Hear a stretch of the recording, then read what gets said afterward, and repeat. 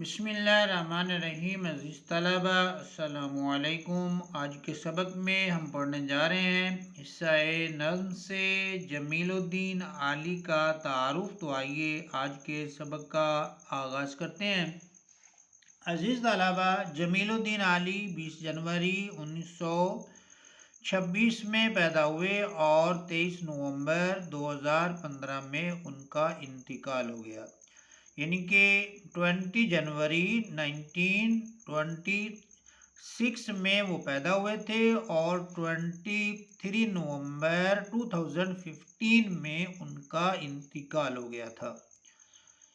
عزیز طلبہ، جمیل الدین عالی دہلی میں پیدا ہوئے۔ MCQs اور شارٹ کوسچن کہ جمیل الدین عالی کہاں پیدا ہوئے تھے، تو اس کا آنسر ہوگا جمیل الدین عالی دہلی میں پیدا ہوئے تھے۔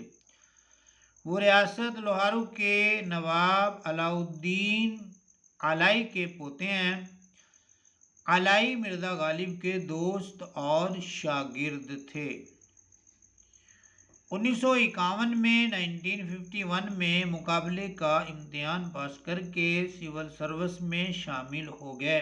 انہوں نے 1951 میں مقابلے کا امتحان پاس کیا اور پھر سول سروس میں ملازم ہو گئے۔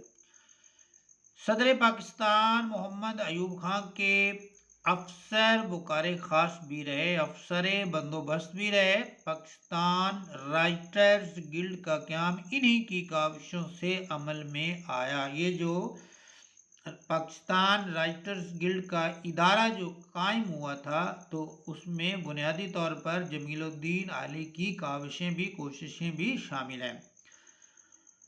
1967 سے 1967 سے روزنامہ جنگ سے بطور کالم نگار وابستہ ہیں، منسلک ہیں۔ متعدد ادبی اعزازات حاصل کر چکے ہیں جمیل الدین عالی۔ عزیز طلبہ، کئی ادبی اعزازات بھی حاصل کر چکے ہیں۔ عزیز طلبہ، جمیل الدین عالی کا شمار بسیار نویس ادیبوں میں ہوتا ہے، مطلب زیادہ لکھنے والے ادیبوں میں ان کا نام جو ہے وہ آتا ہے۔ جیسے انہوں نے سفر نامے بھی لکھے ہیں، غزلیں بھی، دوہے بھی، گیت بھی اور ملی نغمے بھی انہوں نے لکھے ہیں، تو اس لیے ان کا نام شمار جو بسیار نویس ادیبوں میں ہوتا ہے۔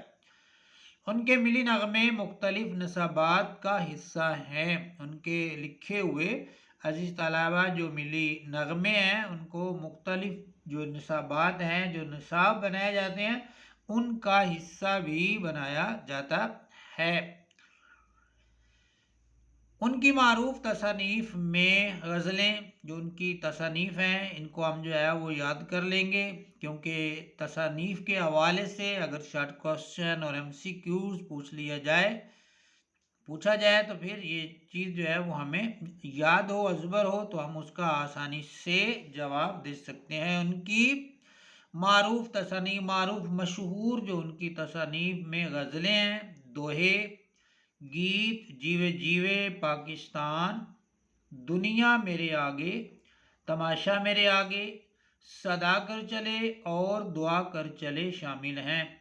1965 1965 اور 1971 کی پاک بھارت جنگوں میں ان کے ملی ترانوں کو خاصی شہرت ملی۔ جو انہوں نے ملی ترانے لکھے، تو 1965 اور 1971 کی جنگوں میں ان کے ترانوں کو جو ہے وہ خاص طور پر جو ہے وہ شہرت ملی تھی۔